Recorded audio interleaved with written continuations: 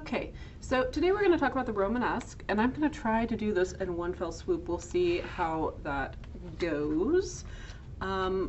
There's a lot of things happening in Europe in this period, and as you know, if you're in my class or have just been following around the lectures associated with my Art History 1 curriculum, I do things chronologically, but there's a lot of things that kind of overlap, right?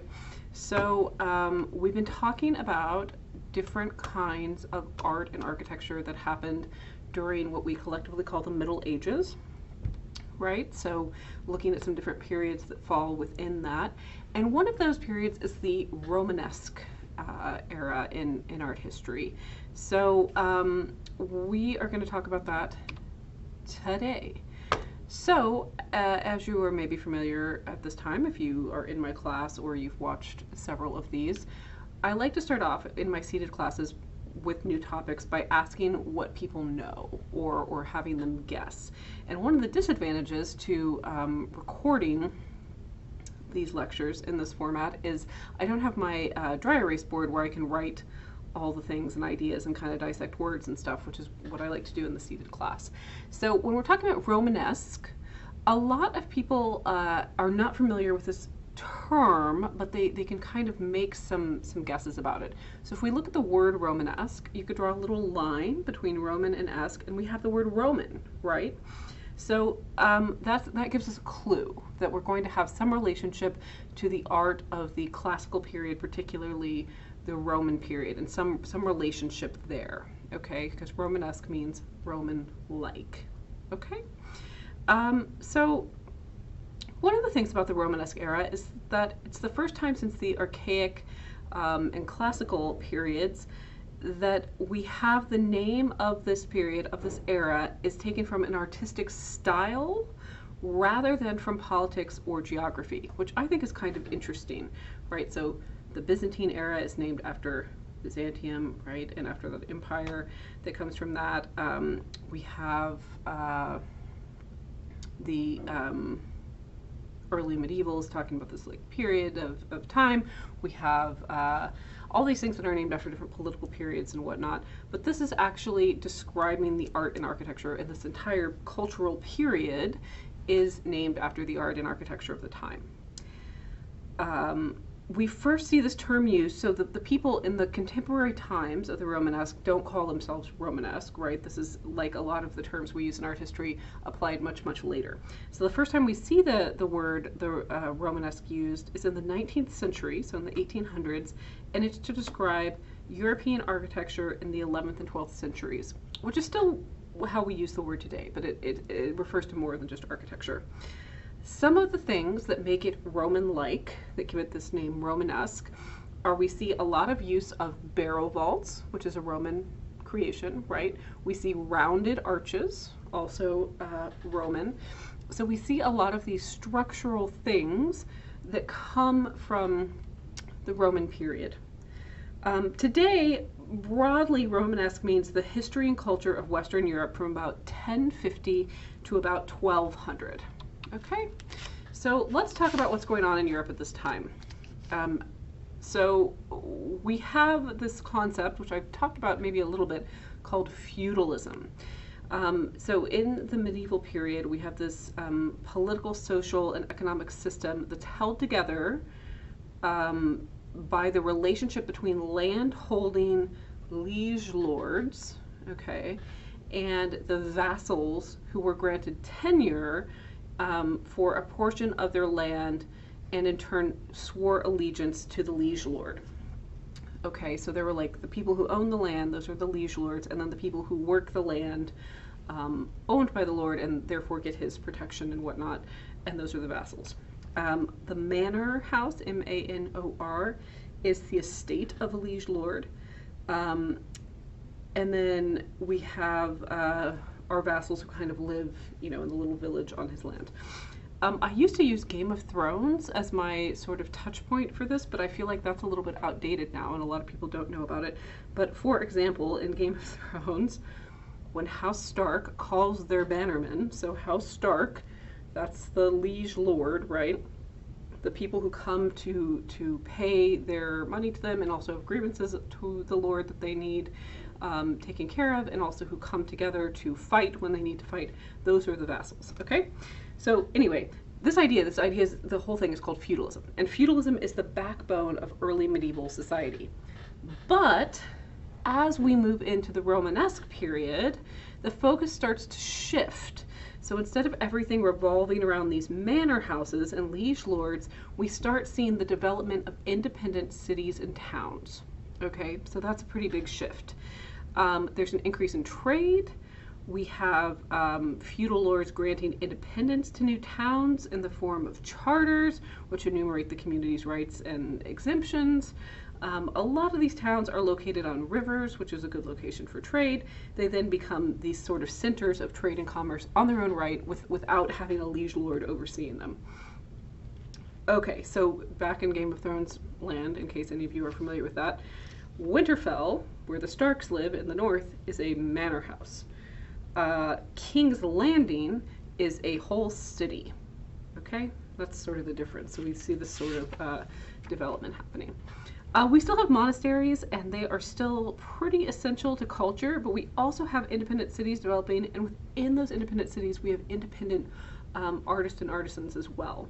During the 11th and 12th century, thousands and thousands of churches are built in Europe. It's a boom in the Christian architecture industry. So why did this happen? And there's three main reasons, and I'm going to explain them to you really quickly right now. Partially because we have these independent cities. So they each want their own church. Each city wants to have its own church. They don't just want these churches out kind of in these really isolated places where they serve monks and nuns and people. They want a church in the middle of their city so that the people in the city can go to church. So these independent cities start having money from trade and these kind of commerce and things that develop to build their own churches. So that's one thing. So thing one is independent cities, and they all want their own churches. The second big influence for this boom in the church building may seem kind of silly. In my classes now, when I ask this question, the answer is a resounding no. Were any of you alive for Y2K? So Y2K was when it went from 1999 to the year 2000. I was alive. I remember it quite vividly. People freaked out. So this may not, the next thing I'm going to say may not seem so crazy if you were alive during that time and old enough to remember it. But basically when it was going from 1999 to 2000, people thought it was going to be this huge crash and satellites were going to fall out of the sky and everything was going to be madness and people were hoarding supplies and everyone was scared. And that was not that long ago. You know, that was just a little over 20 years ago when people had technology and science and things, and people freaked out about this transition from 1999 to 2000. Okay, so picture back in the year 999 when it's about to roll into 1000. People were convinced that the world was going to end in the year 1000, that everything was going to stop, it was going to be the apocalypse, everyone was going to die, it was going to be something crazy happening, which I know is illogical because these, you know, humans made up these years. It's not like they're part of some cosmic thing. So basically it's seems kind of silly, but it's a real thing, and if you were alive during Y2K, it's maybe more believable to you. So that brings us to the second thing. People built churches as a thank you to God for the world not ending when it turned to the year 1000. People were positive that that was it. It became kind of a obsession and a faith frenzy. Each town wanted to show that it was more pious and thankful than the next by building bigger, more glorious churches to just be so thankful that the world didn't end in the year 1000. Okay, so we have independent cities who want to build their own churches. We have people being very, very happy the world didn't end in the year 1000. And then the third thing is kind of one of the biggest contributors, and it really changed the face of Europe kind of forever. And so this third big contributor to the boom is the pilgrimage, okay? So pilgrimage roads become a big part of city infrastructure. So we're going to talk a little bit about what pilgrimage is. So it's a public proclamation of devotion, of faith, okay? It's displaying your faith. It's this belief in the power of saints and their relics. We'll talk about relics in a minute. It's this hope to gain favor from from favor from the saints or from God. It's sometimes an act of repentance. And basically what it is a journey where you start where you live and you're going generally by foot a very long distance to go to a holy site, okay, to go to a holy location. So the journey to that holy location is called a pilgrimage. And these journeys could take more than a year. Some of the parts of these journeys went through hostile wildernesses. There were robbers. People got robbed and killed on these roads. And people would go for lots of different reasons. Some hoped that they would get a cure for an illness or an ailment. Some, it was an act of desperation. They really needed something to save them. Some of them were in a situation of hardship, and they felt like they could be saved if they showed their faith better to God. God would curry favor upon them. The peril and the distance that they had to travel were measurements of the sincerity of their repentance and their devotion and their faith. So the two big pilgrimages were to St. Peter's in Rome, Old St. Peter's. This is what St. Peter's looks like today, so it's a little bit different, but we've talked about the original St. Peter's. And then the Church of the Holy Sepulchre in Jerusalem. Those were the two big pilgrimage sites. Most people didn't have the money or the time to go that far, to go to those locations, particularly to Jerusalem. So we see the development of a bunch of other pilgrimage sites that become very popular. And remember, each of these sites are sources of income for the affiliated monastery, abbey, or the church community and city that it's located in. So we see the development of all these pilgrimage routes.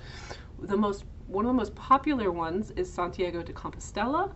And so we see these different routes, these four main routes that all go to Santiago de Compostela in Spain, but they go through all these other stops along the way in France that have all these other important pilgrimage stops.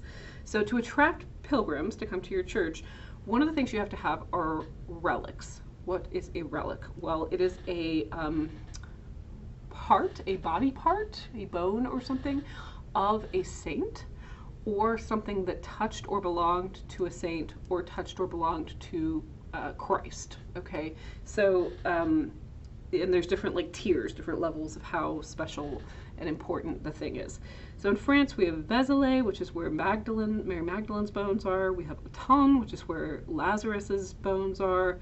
In Toulouse we have Saint Saturninus. We have Saint Faith in Conques. In Tours we have Saint Martin.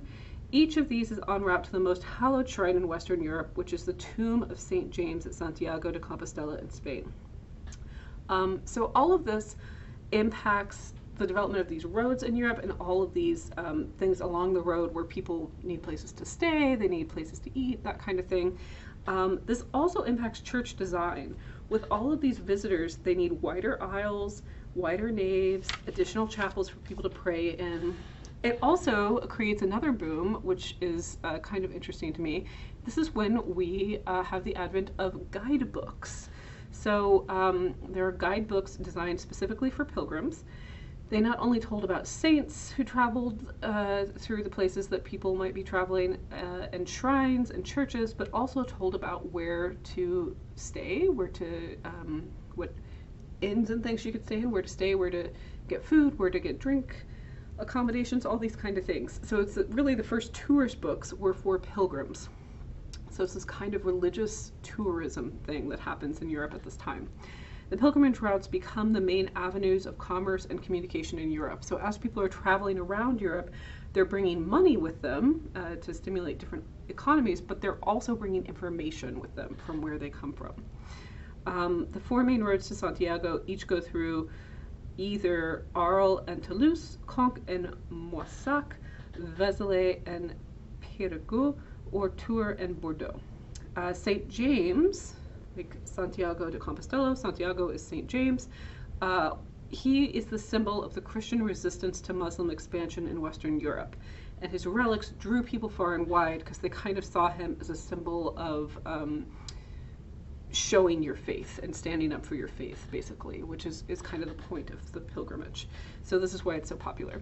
So these pilgrims donate money when they arrive to light candles at a shrine or help fund a reliquary. and they're a major economic and cultural catalyst for the Romanesque period.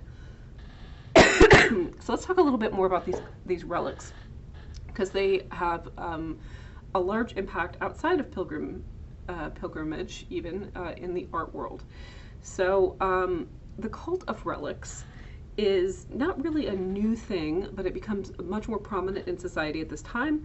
This is the belief that the bones, clothing, and belongings of a holy person, usually a saint, have the power to heal the body and heal the soul.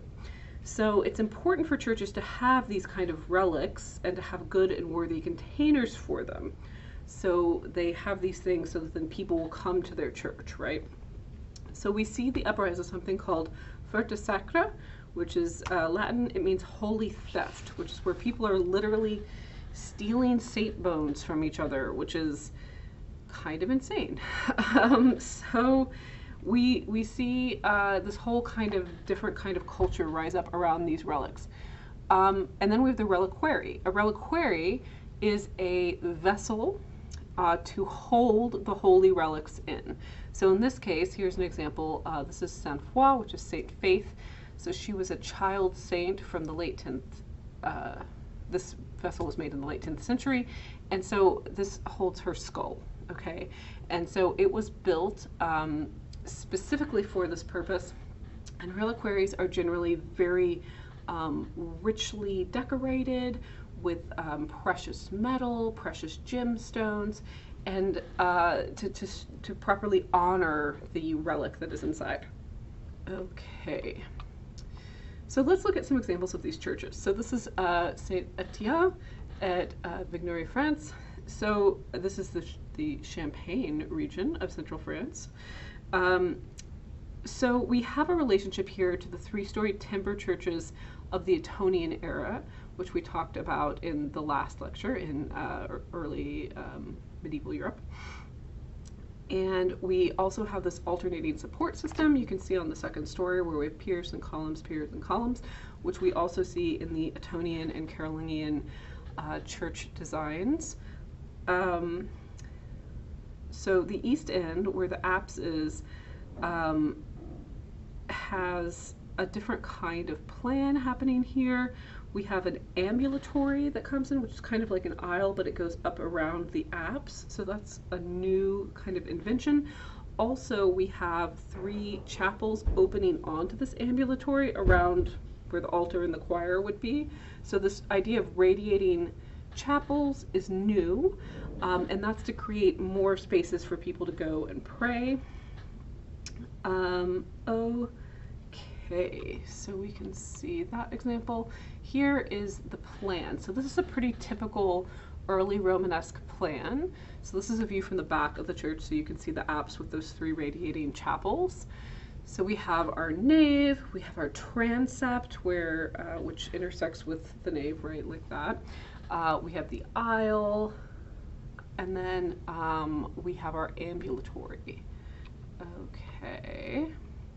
Here's another example, Saint Philibert, which is an example of Romanesque stone vaulting. So in Saint Etienne, we still have the timber ceiling, which isn't terribly Romanesque. This is sort of a transition church. But here we have the stone vaulted ceiling, which we first see around this time period in examples like Saint Vincent and Saint Philibert. So, Saint Etienne was the first to incorporate the stone sculpture, which is a defining feature of the Romanesque, but only in the capitals of the columns, and then we start seeing more stonework being incorporated throughout and vaulted ceilings. So let's go to Toulouse. And of course this stone ceiling is important because one of the things with these timber roofed buildings, the buildings with wooden roofs, is that they kept burning down, right? They'd catch on fire because there's lots of candles. People would light candles when they went to pray devotionally, so there's lots and lots of candles. So you want things to be made out of stone, so they're less likely to catch fire. Okay, so dwarfing the churches that we were just looking at is Saint Sernin, which is named for Saint Saturninus, which is at Toulouse in France. They started building it in 1070. It's named for the city's first bishop, who was martyred in the 3rd century. This becomes a very important pilgrimage stop One of the 4 roads to Santiago de Compostela goes through here. We have the typical plan of a pilgrimage church. So let's look inside. We have the vaulted ceiling, very Romanesque. We have this barrel vault ceiling. We have the springing ribs from the engaged columns on either side that transverse the nave. We have our aisles on the side for people to better emulate the space. Everything is stone. And here, if we look at its plan, you can see that this has been impacted by pilgrimage and made much larger with pilgrims in mind, with this religious tourism in mind, because we have our nave, but we also have double aisles, not just one aisle, but 2 aisles to help with the flow of traffic. We also have aisles that go around the transept. We also have the ambulatory, and we have radiating chapels, not just around the apse, but all the way out along the transept. So if we look back and compare it with this plan, you can see that it's really increased in size and really increased in terms of the design to provide more space for pilgrims. So this is what we call the typical pilgrimage church changes that are made from kind of here on out for churches that receive a lot of foot traffic. So the increased length of the nave, doubling the side aisles, adding the transept if there wasn't already a transept, and on that transept we have side aisles that go out along the transept as well. The ambulatory that goes up around the choir and altar, and also the radiating chapels on the back of the apse, but also often all the way around the transept also. Okay, so this is all to provide more space for the pilgrims. The radiating chapels here are greater in number than the ones we see before.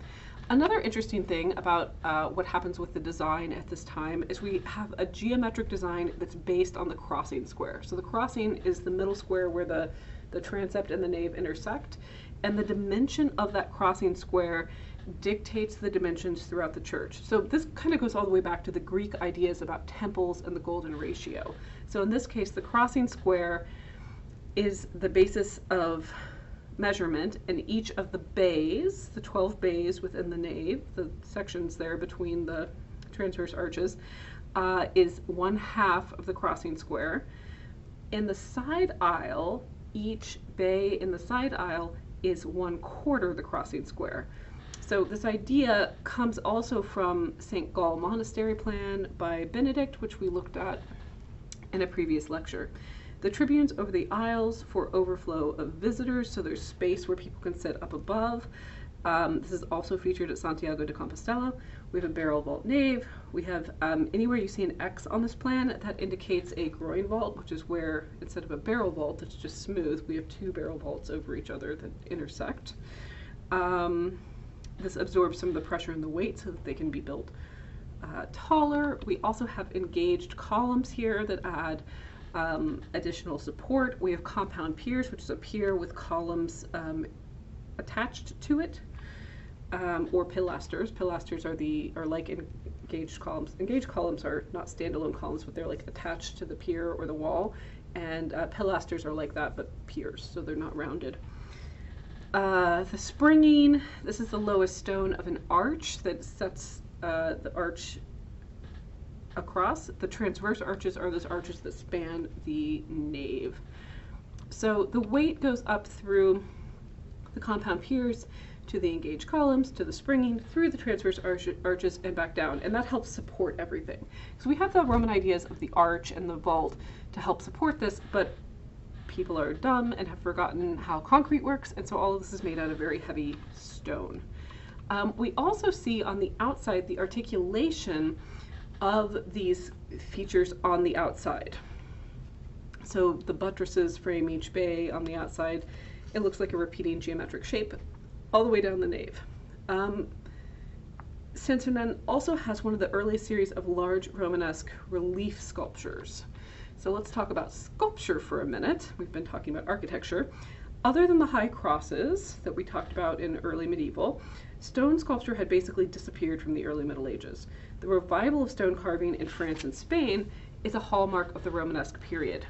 So one of the ideas is that they need to beautify the house of God. In the words of Gervase of Canterbury, it's make it a paradise of pleasures. So there needs to be artwork to make the house of God more beautiful.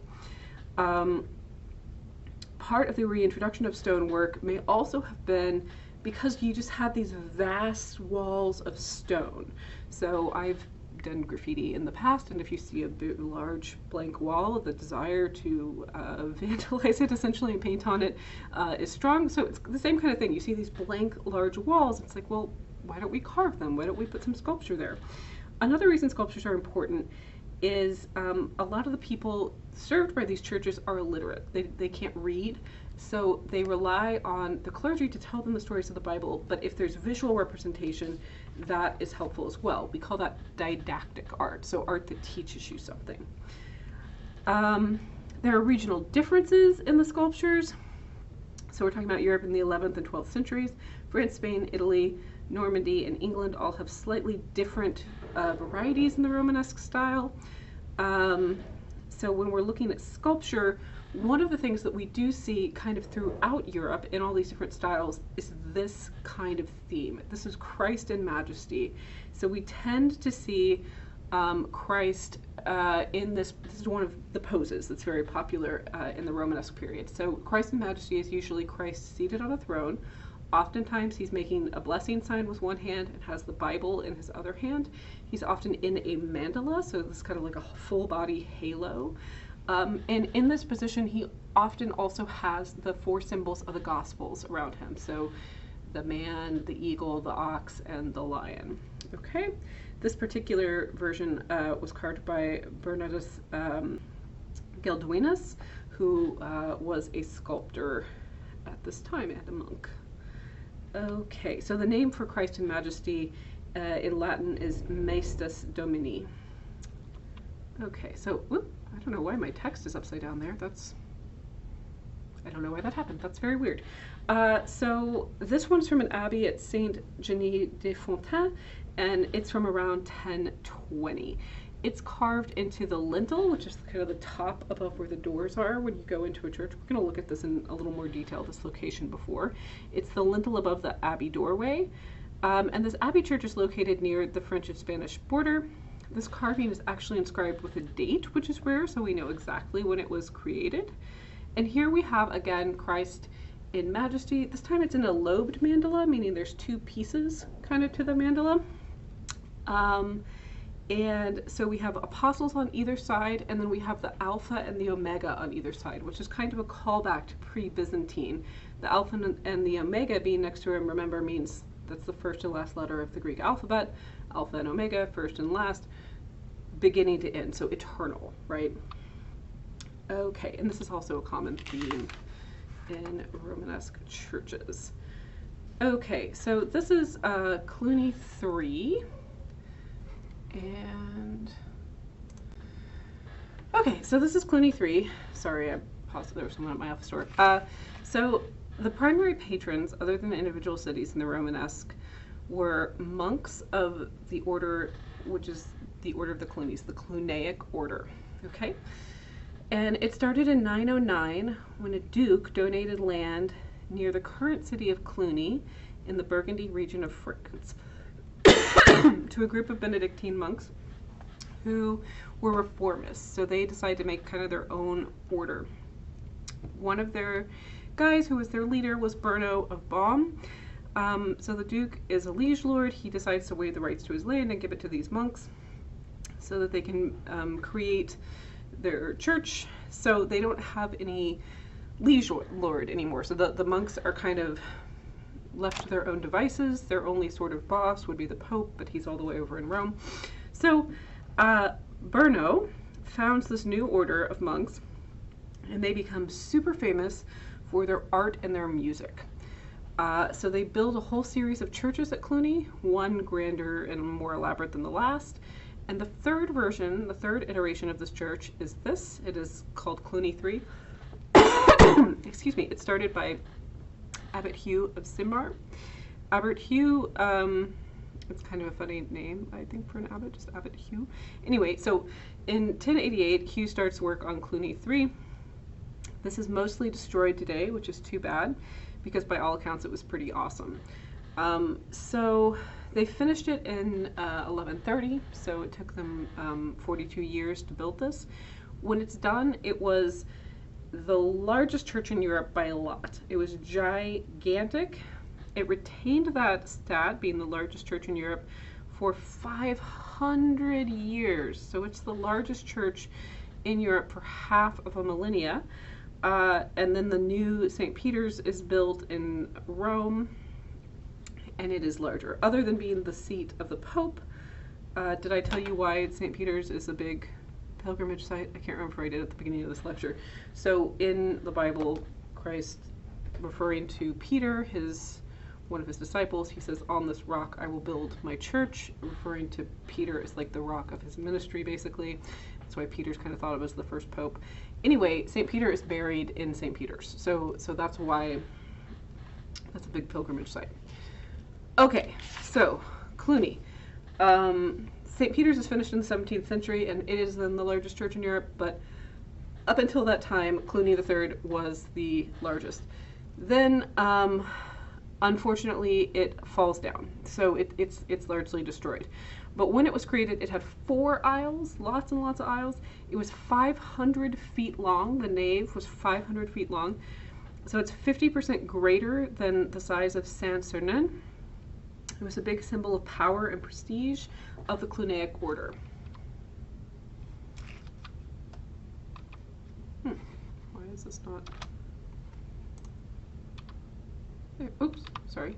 Okay, so let's go to Wasak. This is another one of the locations that is on the pilgrimage route. So this is where the 900-year-old Abbey Church of Saint Pierre at Wasak is. Its grand south portal still stands.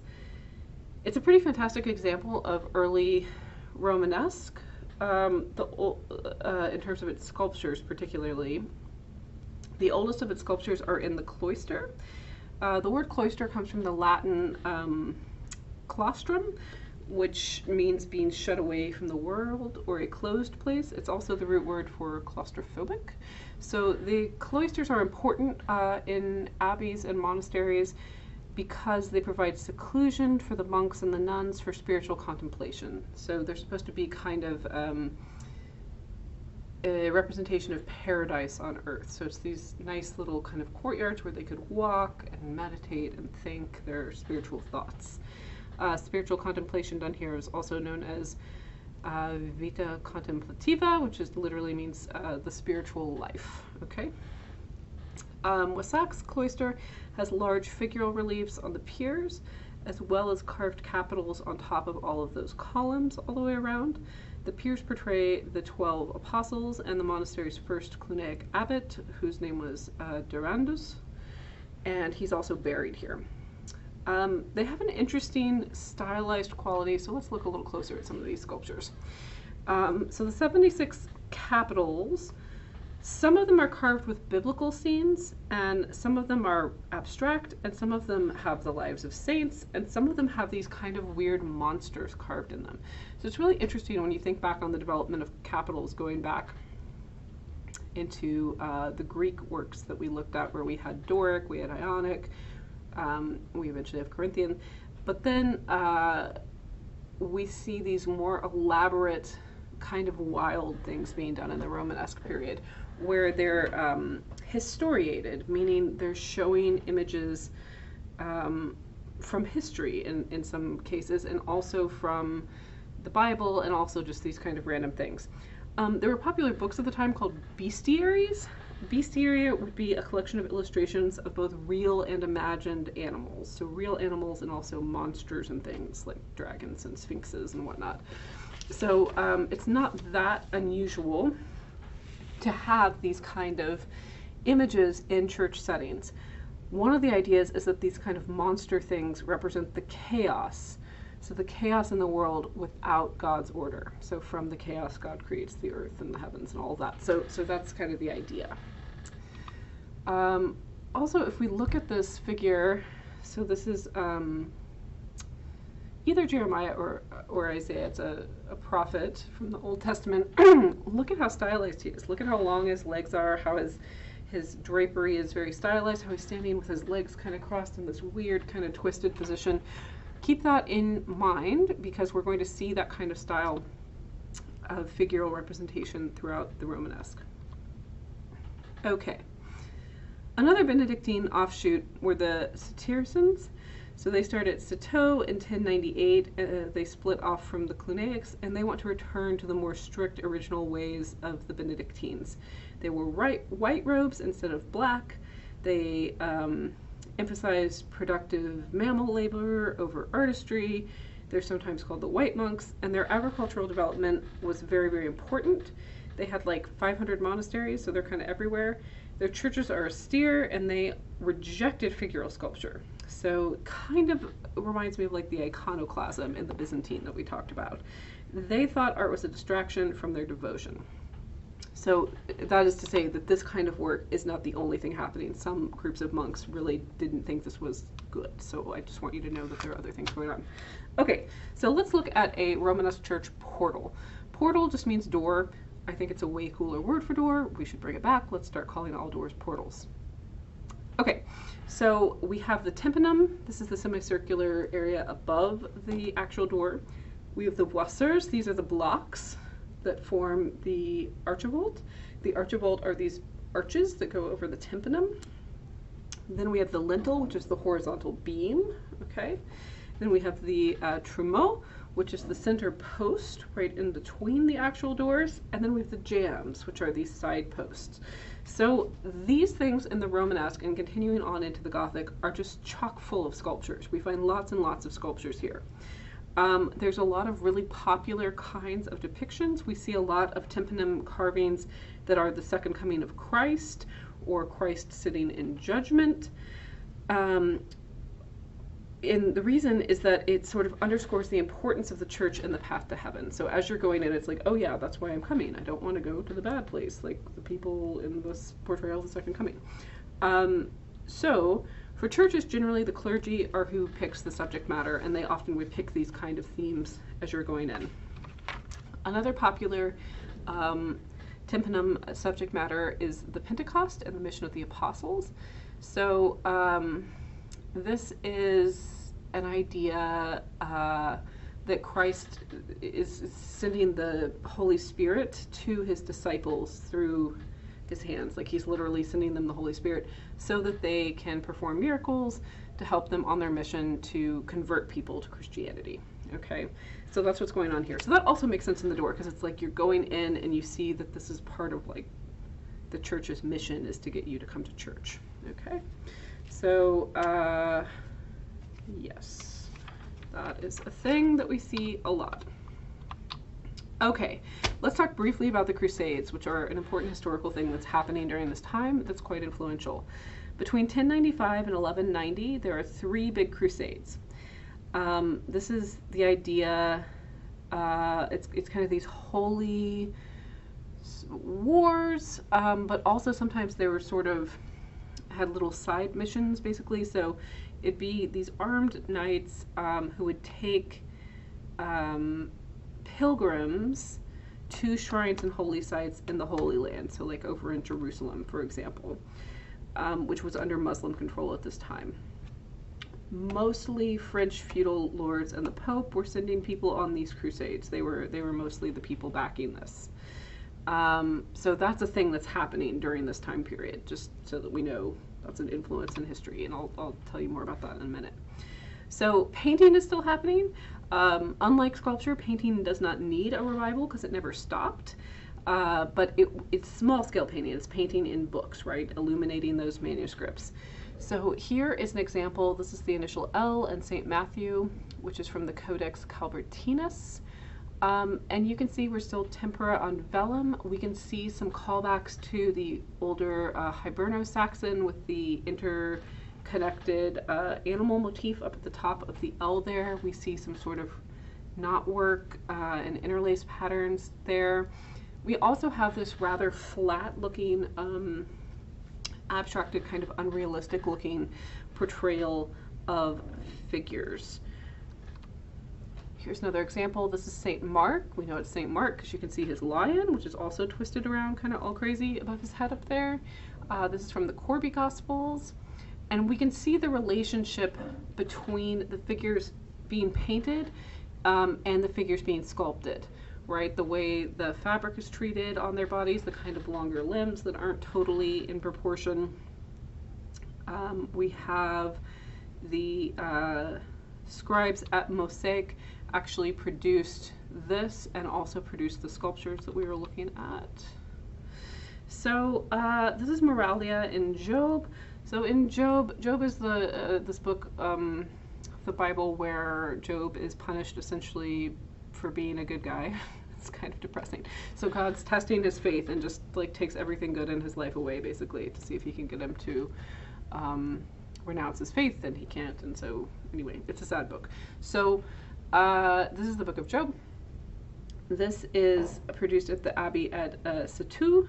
It's an illuminated copy, and it's originally created by St. Gregory.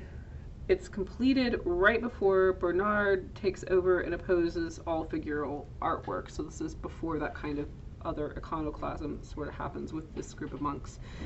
After Bernard, the Cistercian manuscripts had no full-page illustrations, and initial letters had to be non-figurative and only one color. So he just kind of parsed everything down. So this is kind of the last hurrah before that. I think this is interesting because this is for a book in the Bible, and what do we have happening here?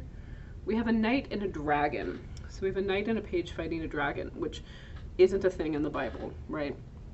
But it's kind of interesting because we have this cultural thing with the Crusades and these knights going off to the Holy Land to defend Christianity and all of this. So the dragon's kind of a metaphor for chaos. It's a metaphor for external things happening external to Christianity and this idea of a holy war.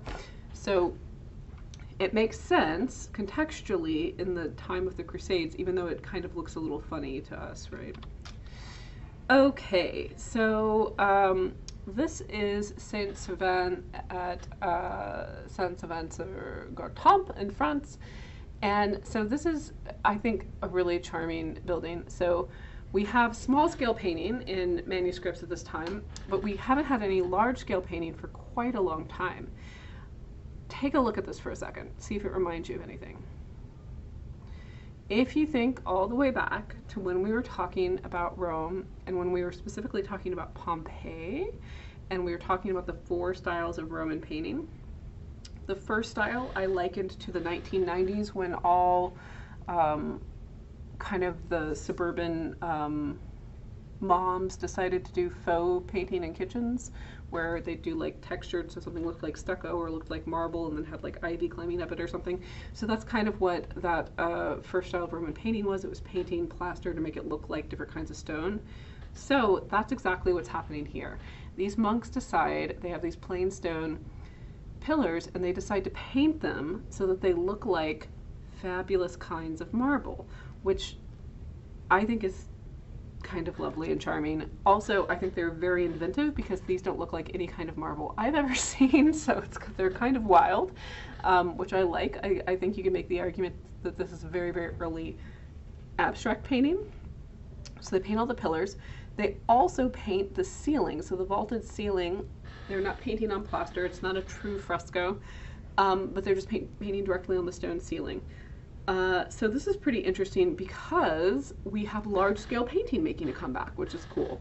The other thing interesting about this church is it's what's called a hall church. And so a hall church is where the height of the nave is the same as the height of the aisles. In most churches, the aisles are shorter than the nave at this time. So because it's the same height all the way across, way more light can come in. So that might have been part of the inspiration for doing all this painting, because they could actually see what they were doing, because there was more light, which is kind of cool. So let's look at one of these ceiling paintings. They're in some disrepair, but basically they're all subjects from the Old Testament. So this is the building of the Tower of Babel. And what I like about these is they're Old Testament, but who's this figure we see on the left? Well, he has a cruciform halo, so that's probably supposed to be Christ. What you doing in the Old Testament scenes, Christ? Did you get lost? So it's kind of an interesting thing because we have this sort of Old Testament topics, but we have Christ making an appearance as well. And so this is painted all the way along, all these Old Testament scenes are painted along the ceiling. So it's the return of large-scale painting. This becomes popular in other areas as well. So for example, Catalonia in northern Spain, which is a region, has more Romanesque painting than anywhere else, more large-scale Romanesque painting. It's near Santiago de Compostela, and so it becomes an important cultural region. So we see lots of fresco work from that area, including this piece, which is pretty fantastic. This is Christ in Majesty again, so the same kind of thing that we're seeing in these sculptures I've showed you with Christ in Majesty in the mandala, fingers and blessing, holding the Bible, surrounded by the symbols of the Gospelists, the Apostles, or the Evangelists. So the same kind of thing that we're seeing carved is now being painted, and this is 24 feet high, so this is massive. This is a huge, large-scale painting. It no longer is in the church where it was originally painted, Santa Maria del Mur near Lereda. It's now in the Museum of Fine Arts in Boston. So if you're in Boston, you can go see this thing. Pretty cool, pretty neat to see all this large-scale painting coming back. Okay, so a little background on some of the things that are happening outside of France and Spain right now. So we still have the Holy Roman Empire. Remember when we were talking about Charlemagne, who's crowned by the Pope, thus creating the Holy Roman Empire? Okay, so that still exists. The Romanesque successors of the Carolingians and the Ettonians were a family of Franks called the Salians, and they ruled Germany and the Lombard region of Italy at this time, and they're really big art patrons. They want churches that are big and emit more light, like the hall churches. The solution they find is to use groin vaults, which are more structurally sound, in the nave instead of one long barrel vault, so that they can build higher and have more fenestration or more windows.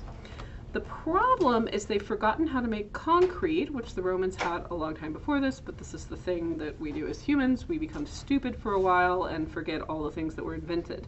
So that's why they have to return to the groin vaults to support all the heavy stone. So that's happening in the Holy Roman Empire, which is what we now call Germany and northern Italy. Okay, so several of you are writing about churches from that time, Spire Church and the church in Milan. Okay. So let's talk about a really fascinating female artist and visionary from this time. So this is Hildegard, Hildegard of Bingen. So she's pretty wild. She has this book called Scivias, which means knowing the ways of God. Hildegard was a nun who became the abbess of a convent in the Rhineland area in Germany. And basically, at an early age, she claimed to have visions. And her parents decided that she was cuckoo bananas and sent her to a convent. So she was abandoned by her parents in a convent, so she stopped telling people about her visions. And then, as she grows up in this convent, she becomes a nun at the age of 15. God tells her in one of her visions that she needs to reveal these visions. She needs to stop hiding them. So she does. And a guy named Bernard of Clairvaux declares that her visions are legitimate and authentic in 1147, and because he has a penis, this is believed. And so then the Pope also decides that she's telling the truth and is having these visions. So she becomes this really prominent, really famous writer and artist. She writes not only these books of her visions and holy thoughts, she also writes two really important scientific books. The first one is Physica, which is a study of the natural world. It's one of the earliest studies of the natural world that is still preserved today and is the basis for a lot of early Renaissance work in physical science. We also have from her Causae et Curae, which means it's the Latin for causes and cures. And this is a medical encyclopedia written by a probably schizophrenic nun during the Romanesque period. And in this, she's making studies of the natural world and these herbal remedies. She also said God is telling her she needs to share her scientific knowledge, which is pretty interesting. She also composed songs and wrote lyrics. 77 of her songs are published in a book called Symphonia, which still exists, which is the musical component of a lot of hymns that are still used in Catholic Mass. Basically, she's a super smart lady who knew lots of things and figured lots of things out, and instead of burning her like a witch, she was a nun, so she was allowed to do these explorations and things, so it's kind of interesting. There are other very smart, important nuns of the time, like Herard, who was also an abbess and wrote the book Hortus Delicerium, which means the Garden of Delights, which is basically a history of the world. Anyway, but Hildegard is the most famous nun or abbess from the Romanesque period. Scaevius was lost in 1945. Other copies of it do exist. The original copy was lost 1945 in Germany by the Nazis because they destroyed lots of wonderful things. They're horrible creatures. But the copies of it exist. This is from one of those copies. And so this is a pretty interesting image in which we have a record of Hildegard's vision of the divine order of the cosmos and humankind's place in it. And the vision came to her as a fiery light from heaven, which is what's being depicted here. Valmar is a monk who she dictated visions to when she would go into these trances and have these visions, and he would write down what she said for her. So that's the guy in the figure here. Okay, anyway, that's one of my little forays telling you that women were also doing stuff back in the day, even though we don't hear about it a whole lot. Okay, so this is another manuscript from this time period. This is the Gospel of Henry the Lion. It's the regular Gospels, the biblical Gospels, but it was commissioned by Henry the Lion, who was an important duke. So he's the Duke of Saxony and Bavaria, which are both regions of what's now Germany. And he went on several crusades. He was very popular. He was kind of this big hero figure in his culture. He becomes very powerful. He builds the Brunswick Cathedral. He also is the founder of the city of Munich. And so he commissions these Gospels to be in the church that he commissioned. So this illuminated manuscript was created specifically for this church, not for one individual, but this is like what stays with the altar and is used by whoever the people running the church are. Okay, so it has 24 full-page paintings, 50 total illuminations, and this particular page is interesting because it shows his wedding and coronation. So this is where he is marrying Matilda, who is his wife. Matilda is the daughter of Henry II, who was the King of England at this time, and Henry II said of Henry the Lion, "The descendant of Charlemagne, to him alone would England trust Matilda." So Henry the Lion is Charlemagne's like great-grandson or something, I think, and Matilda's dad said she could marry him because of that lineage, which is kind of interesting. So look at this and look at all of the attention to detail in the background. So creating this sort of more grounded, it's not totally realistic, but we're getting a little bit back toward naturalism. If you look at these figures that are overlapping in the bottom panel, they actually look like they're standing in front of each other instead of just floating in a gold haze in space. Okay. This is another reliquary. So this is the reliquary of St. Alexander. St. Alex was I think he was Alexander II, so he's a beloved pope who was martyred. And this is very beautifully done. It's made out of, it's made using repoussé, which is a silversmithing technique in which you beat the silver into the shape you want it. So this isn't cast, this was hand hammered into the shape of a face. I think this is a super interesting piece because it fits well within Romanesque in that it looks very Roman, right? This could be, you could tell me this was a portrait of Augustus and I would believe you, because it looks very much like Octavian Augustus and was probably copied from a classical sculpture of Octavian Augustus. The other thing that's interesting about it is if you look at the base, we have these little icon-like images which are female personifications of allegorical values. So they represent like wisdom and piety and things like that, but they very much look like little icon paintings. So we have this interesting combination of a reference back to classicism, particularly Roman classicism, and merging it with this kind of Byzantine aesthetic. So it's kind of this Romanesque Holy Roman Empire idea of paying homage to these two heritages that are coming together. It does actually have St. Alexander's head in it. That's what reliquaries are. They hold holy relics, in this case a pope's head. I think the rest of them is probably buried at St. Peter's in Rome, where most popes are buried. But it's kind of an interesting piece. Okay, we're getting close to the end of this. So mostly we've been in France, Spain, a little bit in what's now Germany. I will briefly talk about Italy, and I'll try to keep it pretty brief. One of you is going to write about Pisa. The Leaning Tower of Pisa is a bell tower for the Pisa Cathedral. I hate Pisa. I think it's the most boring of the cathedrals in Tuscany, so it is not something I pay a lot of attention to. One of you will write about it, and it is significant for some reasons, but mostly the only interesting things about it were copied from Florence. So let's talk about Florence instead. Spoiler alert, full disclosure, whatever. I lived in Florence. You could throw a rock from my apartment and hit this cathedral, so I have sort of a soft spot for it.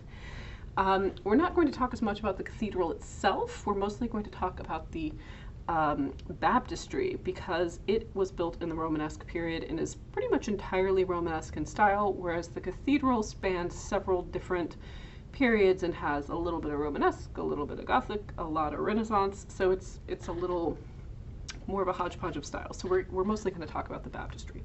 So the cathedral is called Santa Maria del Fiore in Firenze, Italy, which means Saint Mary of the Flower. Most cathedrals in Italy are dedicated to Mary, so you have to see what the rest of the dedication is to tell which one's which.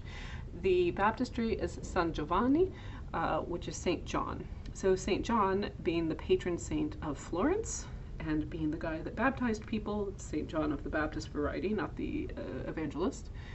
Kind of makes sense. All right, so let's talk about this baptistry. So it's dedicated in 1059, which predates Pisa's baptistry, by the way, which looks quite similar. It's a very significant thing for the city because baptism rites are very important if you're Catholic, and a lot of Italians at this time, probably most of them, are Catholic, so this is very important. Tuscany, which is the region of Italy that Firenze is in, has this really particular style on the exterior, this alternating between the Prato marble, which is green, and the Carrara marble, which is white. That's a very Romanesque Italian thing. That's a very Italian kind of look. That's repeated inside as well, which we'll look about in a minute. That's marble incrustation on the wall, so it's still made out of stone, but there's a marble veneer on the outside and on the interior. It's a central plan building, much like the cathedral in the pre-Byzantine in San Vitale that we looked at, much like the Pantheon, much like Charlemagne's Palatine Chapel in the Holy Roman Empire. And like I said, the church is Santa Maria del Fiore, and it's begun in 1296, so it's a little later. The bell tower is by Giotto, which if you take art history 2, we will talk about Giotto. He's a very famous artist and architect. And the dome was built by Brunelleschi, who is the founding father of Renaissance architecture and is quite important. Anyway, so the baptistry. Andrea Pisano created the doors. We'll talk about him later. It's a really beautiful building. The ceiling, as you can see, is fully done in gold. It looks like Byzantine mosaics. It's actually largely painted. Later, the Gates of Paradise doors are added. They're by Ghiberti, and they are bronze that's been gilded in gold. So we'll take a peek at those, though those are later. They're really added in the Renaissance. The Damical vault is over 90 feet in diameter, so it's quite large. Okay, so let's look at some more images of this. So here you can see the continuation of that alternating green and white marble on the inside. You can see all this little mosaic work. We also have the painted work and gilt work up at the top. So this has definite ties and references to what had happened in Byzantium, right? This isn't terribly far from Ravenna, so we have some influence there. This is an image going up the wall, so this is Christ in Majesty, which we've seen in many tympanum at this point in the portals of cathedrals. This particular one in Majesty is not just giving the blessing and holding the book, this is actually Christ in judgment, so this is the second coming. See on the right we have all these demons and things eating people, and then on the left we have all these angels, the good people. So very common kind of Romanesque themes going on in the imagery here. Okay, I'll stop talking about this building in a second. This is the outside, and you can see it's very Romanesque. We have the rounded arches, very typical of Romanesque buildings.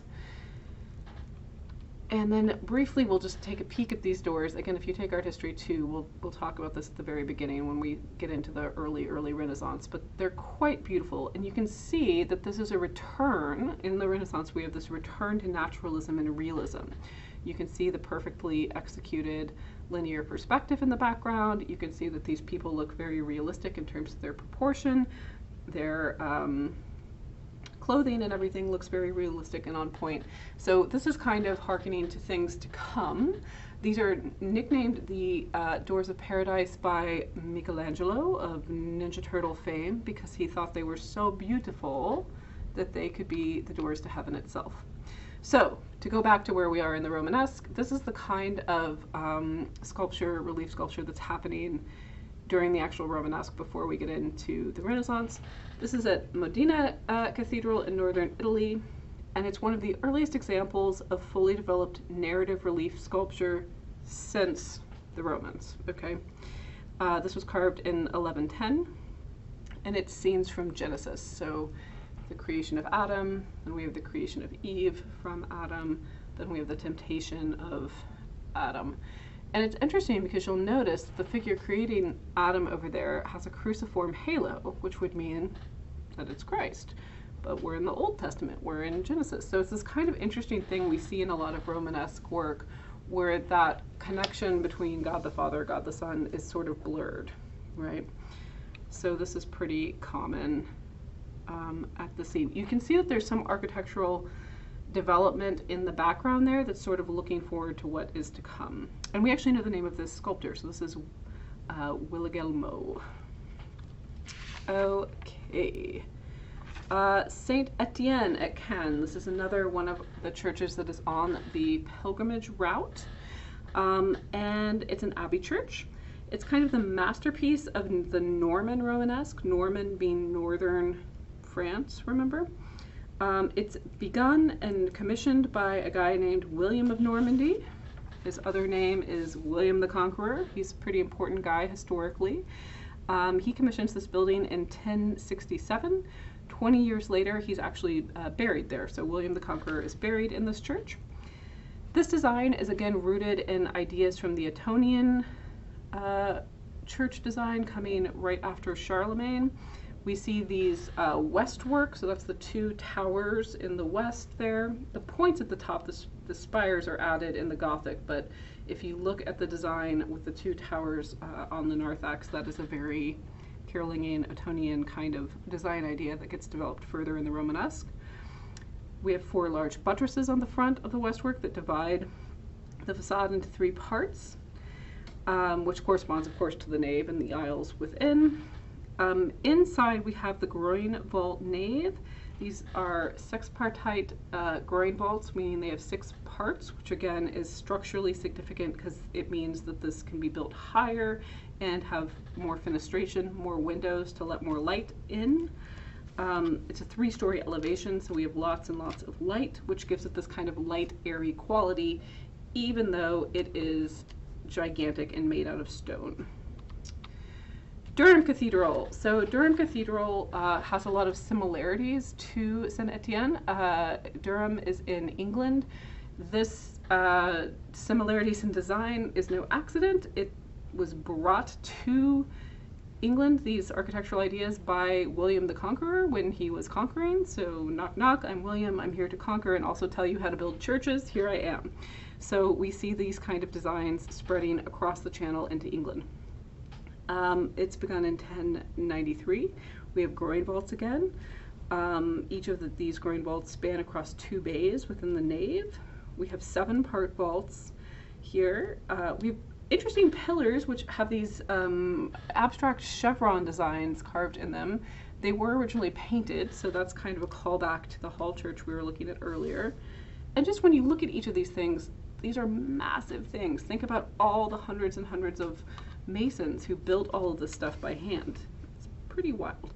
You'll notice that the arches are slightly pointed and that we have ribbed groin vaults. This is kind of giving our segue into the Gothic, which is coming up next.